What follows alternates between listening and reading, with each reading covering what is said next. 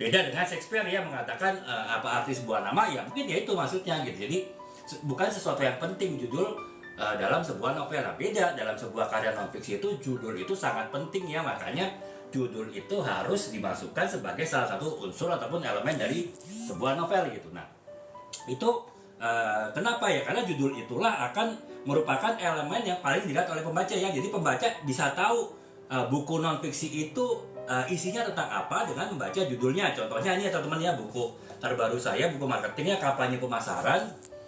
Dengan membaca judulnya kampanye pemasaran saja, orang sebelum buka bukunya, belum baca bukunya sudah paham nih, buku ini sekitar 200 halaman yang membahas keseluruhan mengenai kampanye pemasaran gitu ya. Hanya memang orang mungkin kurang begitu mengerti ya kampanye sejauh mana buku ini membahas kampanye pemasaran, tapi setidaknya ada ya judul kampanye pemasaran sehingga orang paham bahwa buku non-fiksi ini membahas mengenai kampanye pemasaran gitu. Nah, makanya elemen yang berikutnya dari sebuah karya non-fiksi itu adalah selain judul ada subjudul ya teman-teman. Jadi ada judul yang menggambarkan secara garis besar apa isi buku novel, apa isi buku non-fiksi ini. Kemudian ada subjudul ya, subjudul itu lebih menjelaskan isi dari buku ini lebih mendetail ataupun lebih membahas kepada hal apa gitu. Dalam buku ini saya memberikan judul kampanye pemasaran dengan subjudul konsep dan implementasi. Jadi pembaca pasti sudah paham ya, buku ini pasti membahas mengenai kampanye pemasaran